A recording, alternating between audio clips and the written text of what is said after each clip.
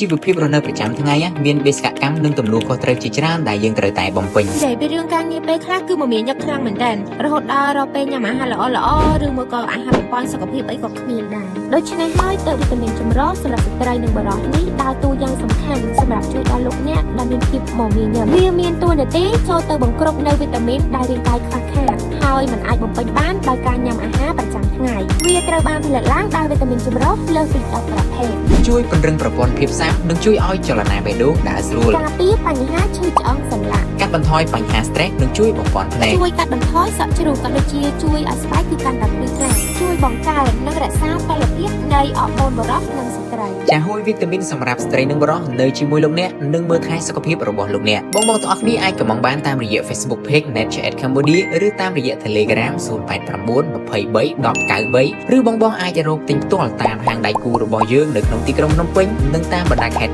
ធំៗនៅក្នុងប្រទេសកម្ពុជា